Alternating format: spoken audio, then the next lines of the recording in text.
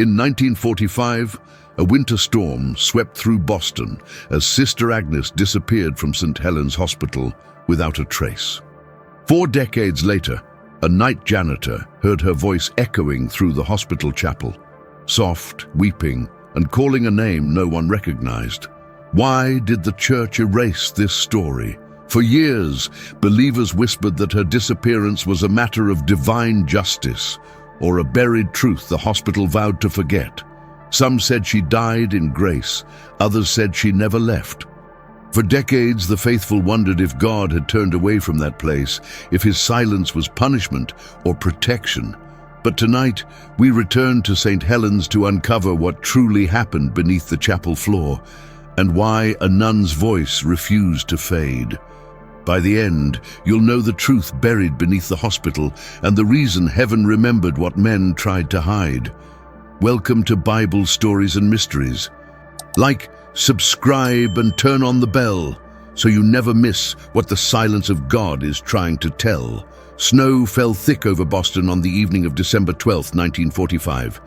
The city's lights were dimmed to save power after the war, and St. Helens Hospital, built of red brick and quiet devotion, stood like a fortress against the storm.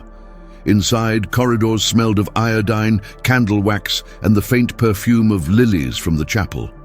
Sister Agnes Byrne was last seen carrying a tray of medicine toward the children's ward.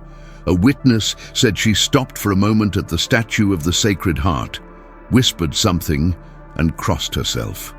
Moments later, the hallway fell silent. The tray was found shattered near the stairwell, glass scattered like stars across the tile floor. Nurses searched every room. The police were called at midnight. By dawn, the blizzard had sealed every road. No footprints were found beyond the convent gate. Sister Agnes had vanished without a trace. In the days that followed, whispers spread among the staff. Some said she had run away, unable to bear the suffering she saw each night. Others said she was taken by the same silence that sometimes filled the chapel before dawn, the silence that made even the candles tremble. Father O'Rourke, the hospital chaplain, refused to speak to reporters. He locked the chapel for 3 days and held a private mass for the sisters. One nurse claimed she saw him kneeling before the altar, hands shaking, whispering, she knew. The official report said, missing under unknown circumstances. The church said, she is in the hands of God. But the nuns of St. Helens believed something sacred or unholy had been buried beneath those words. When spring arrived, her habit was found folded neatly inside the chapel confessional, dry and untouched, though the door had been sealed since the night she disappeared. No fingerprints, no dust, just the faint smell of frankincense. In her cell, investigators found a single page torn from a hymnal. The Lord is my light and my salvation. Whom shall I fear? Psalm 27. The story might have ended there, buried under bureaucracy and prayer, if not for a letter found decades later. 40 years passed. By 1985, St. Helens Hospital had changed hands, its chapel used only for memorial services. The world had moved on, but time inside those walls had not. Late one November night, a janitor named Robert Mahoney was mopping the chapel floor when he heard a soft voice behind him, a woman's voice, low, rhythmic, praying the rosary. He turned. The pews were empty. The air smelled faintly of roses and ozone. Then he heard it again, a whisper, a breath, and the click of rosary beads falling against wood. He ran from the chapel, but when he looked back through the glass door, he saw a faint light flickering near the altar, like a candle lit from within the stone. When the chaplain arrived, the light was gone. But on the altar cloth, damp with dew, lay a single black bead. Word spread quickly through the old hospital. Staff joked nervously about the ghost nun, but the older nurses remembered. Some still had her photograph in their Bibles. Father Donnelly, the new chaplain, reopened the records. What he found would lead him deep into the sealed archives of the archdiocese and into a silence older than the hospital itself. The file on Sister Agnes was thinner than expected. Pages had been removed, dates crossed out, and tucked between two documents was a photograph, the chapel's foundation under construction in 1893. Beneath it, a handwritten note in faded ink. "Do not disturb the stone beneath the altar. She rests there." The handwriting matched that of the first chaplain of St. Helens. Father Donnelly stared at the words until the candles flickered. Some secrets echo louder than prayers. He folded the note back into the file, but as he did, the chapel bell, long disconnected, rang once through the empty corridors. The sound was not mechanical. It was hollow, distant, like a breath through stone. And somewhere deep beneath the hospital, a door that had not been opened in 40 years began to stir. Morning light filtered through the stained glass windows of St. Helens, scattering faint halos over the cracked marble floor. Father Donnelly stood alone in the chapel, the old photograph trembling in his hand. The note, "Do not disturb the stone beneath the altar," was more than warning. It felt like confession. He knelt and pressed his fingers against the altar base. The stone was cold, older than the building itself. A thin fissure ran across its center, almost like a sealed doorway. Dusk glowed in the slanted beams of dawn, and for a moment he thought he heard a whisper from within, the voice of a woman, praying. He drew back sharply, breath uneven. Then, as quickly as it had come, the sound vanished. The silence that followed felt alive, watching. In his small office, Father Donnelly began tracing the hospital's past. St. Helens had been founded in 1892 by the Sisters of Mercy, built over the ruins of an orphanage destroyed by fire. Few knew that the basement beneath the chapel had once served as the orphanage's infirmary. No record survived. At least, none the archdiocese wanted public. The more he searched, the more the dates didn't align. The hospital was consecrated in 1895, yet one ledger mentioned an earlier burial, a sister interred beneath the altar by papal permission. Who was she, and why was the same warning written again, decades later, in Sister Agnes's file? That night, Father Donnelly descended into the basement. His lantern threw trembling circles of light over damp stone. The air grew colder the deeper he went, thick with dust and the scent of old wax. Rats scurried behind walls, but beyond that, there was humming. He followed the sound until it led him to a bricked-up archway beneath the chapel. The stones were mismatched, some newer, some ancient. On one block, faint Latin words were carved, Sub Cruce Tacit Veritas. Beneath the cross, the truth is silent. He reached out, tracing the carved letters. The moment his skin met the stone, a sudden gust swept through the corridor, extinguishing his lantern. For an instant, everything went black.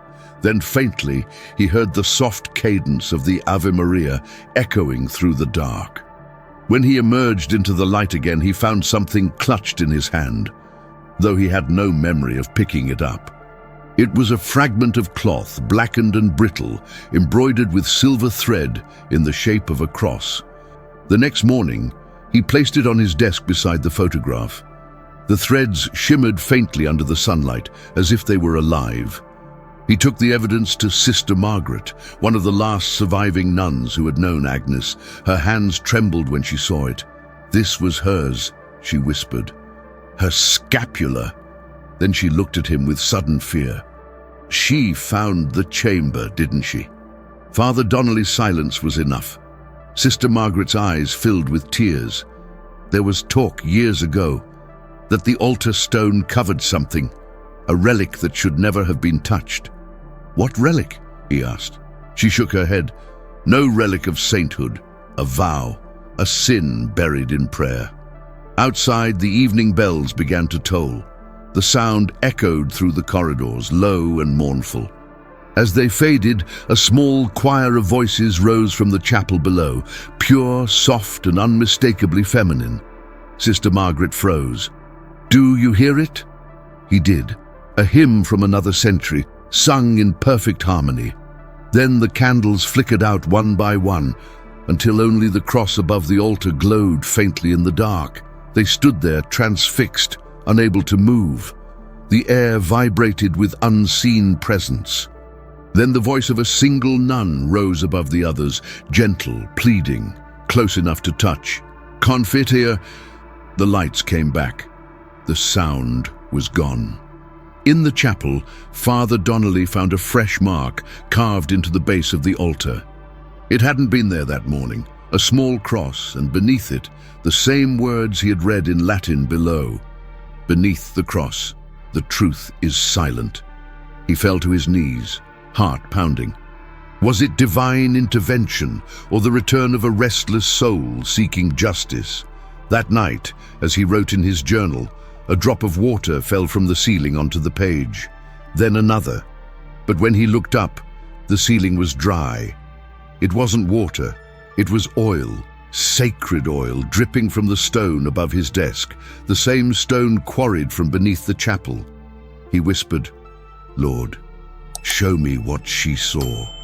And from somewhere deep below the hospital, a single bell rang again. For days, Father Donnelly could not sleep. The sound of that bell haunted his dreams, soft, distant, tolling through stone as if from another world. Each night, the same words whispered through the dark. Beneath the cross, the truth is silent. By morning, the oil that had dripped from the ceiling was gone, absorbed into the grain of his desk like something living. Only the faint scent of myrrh remained. He began keeping watch inside the chapel after midnight. The nurses thought him eccentric. The patients called him the ghost priest, but none dared enter after dark. The building seemed to hold its breath once the lights dimmed. On the third night, as he prayed the rosary beneath the altar, the candle flames wavered toward the floor, as though drawn by a current of unseen air. From beneath the stone came a muffled tapping sound, slow, deliberate, almost rhythmic. He leaned closer. The tapping stopped. Then, through the silence, came a whisper. "Find the door." He dropped the rosary. The beads scattered across the floor, rolling toward the altar base. One bead lodged itself into the thin fissure between stones, and there it stayed, as if marking a keyhole. That same morning, Robert the janitor reported water pooling in the basement corridor, though there were no pipes nearby. When they followed the trail, it led straight to the bricked archway Father Donnelly had found earlier. The mortar was damp, glistening as though the wall itself were weeping. He touched it with his hand. The moisture shimmered gold under the flashlight. Not water, oil, holy oil. He whispered, "This place remembers." With help from a maintenance worker, he began to remove the upper stones. Behind them, the air burst forth cold and dry, like the breath of a sealed tomb. The flashlight beam revealed a narrow passage leading downward, carved from rough granite and lined with wooden crosses. Some had crumbled with time, others bore names faded by decades of dust. One name was still visible, Sister M. Callahan, 1893. A name never recorded in the hospital registry. They descended carefully. At the end of the passage stood a small wooden door, barely shoulder high. A rosary hung from its latch, the crucifix tarnished black. The janitor hesitated. "Father, maybe we should call someone." Donnelly shook his head. "No, we already have." He turned the latch. The door opened with a sigh. Inside lay a single stone chamber. At its center stood a simple wooden altar draped with cloth the color of dried blood. On it rested a chalice, a Bible, and a sealed reliquary of tarnished silver. He approached slowly. The air smelled faintly of lilies and burnt wax. The Bible was open to Isaiah 43:2. "When you walk through the fire, you shall not be burned." Then from behind him, a voice whispered again, "Find what she hid." The reliquary was sealed with wax. Donnelly hesitated, then broke it open. Inside was a folded letter, brittle with age. The ink had faded, but one line remained clear. "I confess what was done in this house. Forgive us, Lord, for burying the living among the dead." The light flickered. His breath caught. Before he could read further, the sound of footsteps echoed in the passage behind him. Slow, measured, deliberate. He turned his flashlight toward the entrance. No one was there. But when he turned back to the altar, the reliquary was closed again. He reached for it, but the chalice beside it began to tremble. Drops of wine, or blood, rose from within, defying gravity, forming a thin red mist above the table. From that mist came the faint outline of a figure, a woman in a black habit, face veiled, hands clasped in prayer. "Father," her voice echoed softly, "you have opened what should remain sealed." Then she vanished. The light burst, plunging the chamber into darkness. When he stumbled back into the basement corridor, the janitor was gone. Only his lantern remained, burning steadily beside the open archway. Father Donnelly fell to his knees and prayed aloud, trembling. "Lord, give me light to see what you see." And from the darkness of the open passage came the faintest reply. "Then look where she fell." He turned his eyes upward to the chapel above. Directly above the hidden chamber was the very spot where Sister Agnes had last been seen in 1945, carrying her tray of medicine, whispering a prayer before the Sacred Heart. It was not coincidence. It was a circle, a wound in time reopened by faith. The truth, it seemed, had never left St. Helens. It had only been waiting for someone willing to listen. As dawn broke over Boston, Father Donnelly ascended the stairs, his hands shaking, his faith tested. And on the chapel's altar, unseen by him, a single drop of red liquid formed beneath the cross and began to fall, landing exactly where her tray once shattered to the floor. The following night, rain swept across the city, drumming against the tall windows of St. Helens like a warning. Father Donnelly sat in his dimly lit office, staring at the reliquary he had recovered. The letter inside, faded, fragile, half illegible, lay beside a small bound notebook he had found tucked in the altar cloth of the hidden chamber. It was Sister Agnes's diary. The pages were stained with water and something darker, perhaps ink, perhaps blood. The first entries spoke of her work in the children's ward, her devotion to the dying, and her struggle to find God amid suffering. But as the entries continued, her tone shifted. February 2nd, 1945. The sisters say the chapel whispers. "At night we hear it breathing. I no longer know if it is prayer or warning."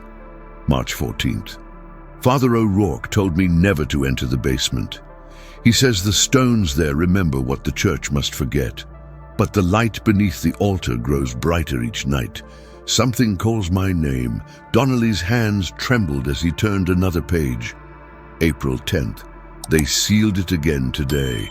He said it was mercy, not sin, but mercy should not bleed. He felt the air in the room grow heavy, as if unseen eyes watched over him.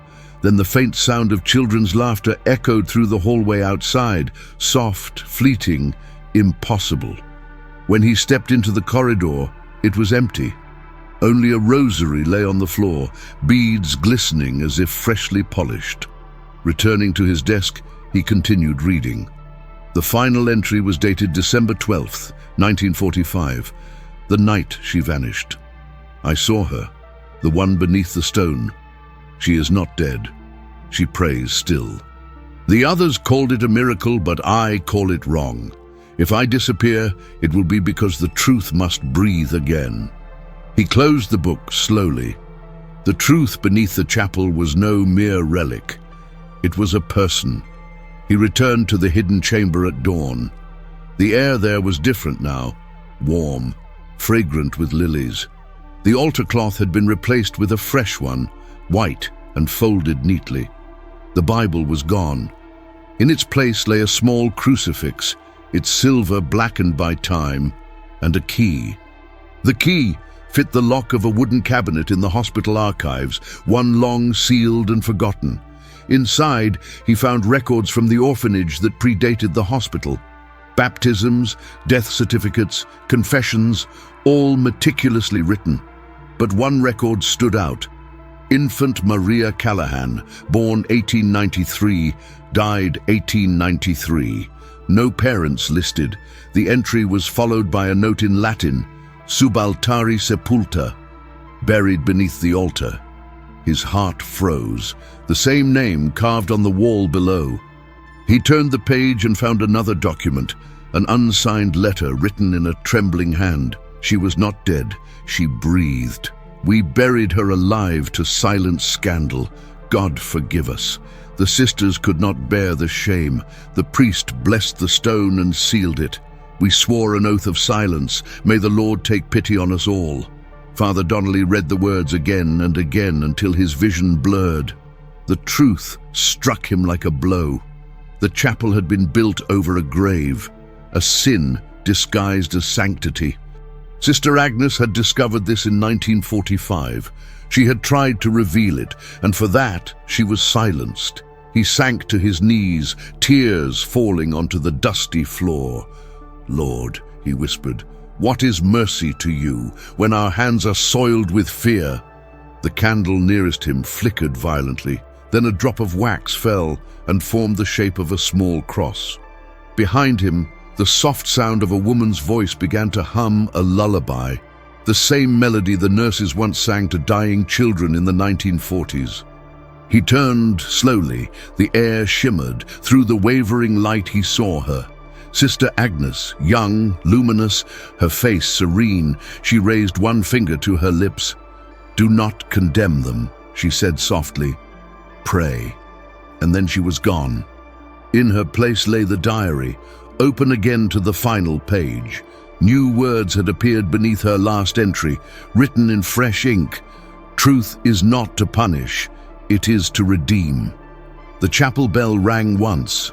The sound vibrated through the building, shaking dust from the rafters. Donnelly pressed his hands together and whispered, "Then let redemption begin." As he spoke, the floor beneath the altar groaned. The fissure widened, slowly, inexorably, as if the stone itself were preparing to confess. The ground breathed, and the air filled with light. That night, thunder rolled above Boston like a warning from heaven. Lightning flashed through the stained glass windows of St. Helens, painting the chapel walls in hues of red and blue. The fissure beneath the altar had widened, revealing the edge of something metallic, half buried in stone. Father Donnelly knelt before it, sweat on his brow, prayer on his lips. "Lord, if this is your will, grant me courage to see." He pressed his hands against the cold marble. The floor trembled faintly, then split open with a dull crack. Dust rose like smoke from the earth. Beneath the stone lay a narrow cavity filled with darkness and the scent of decay. Inside, wrapped in fragments of rotted linen, was a small iron box. He lifted it out carefully. It was heavy, rusted, sealed with wax. Across the lid, faint letters were etched by hand, "Non omnis moriar," I shall not wholly die. A shiver ran through him. He broke the seal. Inside lay two objects, a rosary of black beads soaked dark with age, and a folded parchment. When he unfolded it, the script danced in the trembling candlelight. "To whomever finds this, the child beneath the altar was ours. Not born of sin, but of silence. The priest who buried her swore it was mercy. I have carried that guilt all my life. May the stone remember what men forgot." The letter was signed by Mother Superior M. Callahan, 1893, the same name carved beneath the chapel. The truth struck like lightning. The child buried alive was the mother's daughter, and Sister Agnes, 50 years later, had discovered her secret. A surge of wind burst through the chapel doors, snuffing out the candles. Darkness swallowed the room. Then came the sound, soft at first, then rising, weeping. It came from beneath the floor. He dropped to his knees. "Who are you?" A whisper rose from the hollow, a voice not of anger but sorrow. "Why did they bury me in prayer and call it faith?" The walls shook. The crucifix above the altar rattled against the stone. Lightning illuminated the room, and for a brief instant Father Donnelly saw her, a child, her face pale and radiant, standing where the fissure met the shadow. Her small hand reached toward him. Tell them mercy is not silence." Then she dissolved into mist. He pressed his palms against the floor, weeping. "Forgive them, Lord, they knew not what they did." From the fissure came a rush of wind, warm and fragrant, carrying the scent of lilies, the same scent that had followed every miracle recorded in St. Helens. The chapel bell began to toll on its own, each chime shaking the glass in the windows. Nurses came running from the upper halls. They found Father Donnelly standing before the altar, surrounded by flickering light, his eyes fixed on the open floor. "What happened?" one asked, trembling. He looked at her with a calm unlike anything human. "She's not lost. None of them are." He took the rusted box and placed it gently upon the altar. As the final bell faded, a golden light poured through the fissure, soft, steady, unearthly. The child's cry turned into song, a single word repeated over and over. "Pax, Pax, Pax, peace." Everyone present felt it, the weight of years, of guilt, of secrecy lift from the walls. Tears filled their eyes. And then, as the light dimmed, a new mark appeared on the altar's base, a small handprint, glowing faintly, as if pressed from within. Father Donnelly whispered, "Some secrets echo louder than prayers." He looked to the crucifix above him. "Lord," he said, "is this what you call redemption?" The lights flickered once more, and a final voice answered, not from below, but from within the chapel itself, calm and eternal. "Yes, where truth is confessed, the dead may finally sleep." Then came silence, not the hollow silence of fear, but the sacred quiet that follows forgiveness. The fissure sealed itself slowly, the stone knitting together as if mended by unseen hands. The smell of lilies lingered long after the last echo faded. When morning came, the chapel stood whole again. The crack was gone, the air was light, and upon the altar, in place of the rusted box, lay a single white rose, fresh, trembling with dew. Father Donnelly knew what it meant. The burden had been lifted. He turned toward the cross, whispering, "Light entered where faith had once fled." Outside, dawn broke through the clouds. The bells of St. Helens rang for the first time in 40 years. And far below, deep within the earth, the echo of a child's prayer finally came to rest. Weeks passed.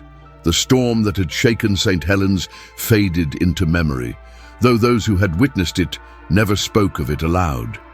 The hospital returned to its quiet rhythm of prayers and footsteps, but something in the air had changed. Lighter, freer, as if the walls themselves could finally breathe. Father Donnelly no longer feared the chapel at night. He walked its aisles in silence, tracing the stained glass where dawn poured soft gold through the faces of angels. The altar stone was whole again, polished smooth, yet when sunlight struck it, faint veins of light shimmered beneath, like a heartbeat. Visitors said the chapel felt alive. Some claimed they heard distant singing when no one was there. Others found peace simply sitting in the pews, their burdens easing without reason. Miracles, perhaps, but quiet ones, born not of spectacle, but of mercy. The Archdiocese sent investigators, as it always did. They found no explanation. The bell ropes were disconnected. The fissure was gone. The relic box could not be located in any record. And the old file of Sister Agnes had vanished once more, as though reclaimed by heaven. But those who worked in the hospital spoke of something else, of a presence gentle and unseen, of a whisper that guided them in moments of despair. "She prays for us," one nurse said softly, lighting a candle near the altar. "For all of us who hide our pain." Father Donnelly began to write a final entry in his journal. "There is no haunting here, only unfinished prayers finding their way home." Sister Agnes was not lost. She was chosen to reveal what mercy costs. The silence of God was never absence. It was waiting for someone to listen. He closed the book and placed it beneath the cross. Outside, the first snow of winter began to fall, the same as that night in 1945, yet now it felt like blessing, not mourning. He whispered, "Heaven remembers what earth forgets." As the last candle burned low, the faint echo of a woman's voice drifted through the chapel, clear, serene, filled with grace. "Peace," it said, and for the first time in 40 years, the silence of St. Helens was not empty, it was listening. In the end, the truth beneath the chapel was never meant to destroy faith, but to redeem it. Sister Agnes's voice did not return for vengeance, but for healing, to remind a weary world that God's silence is not neglect, but invitation. When mercy is buried, truth will rise. When guilt is confessed, heaven draws near. And even in forgotten places, light waits patiently beneath the stone. If this story moved you, comment, "Faith remains." Share it with someone who carries hidden pain. And remember, every silence can become a prayer. Thank you for staying with us until the end of this heart-touching story. Tell us in the comments which part moved you the most. Subscribe and turn on the bell to receive more stories that inspire and transform. Leave a like if you believe in the invisible strength of dignity and family. And above all, thank you for being part of this community that believes in stories with soul. And before you go, watch the story I leave here on the left. I'm sure it will also move you and make you reflect.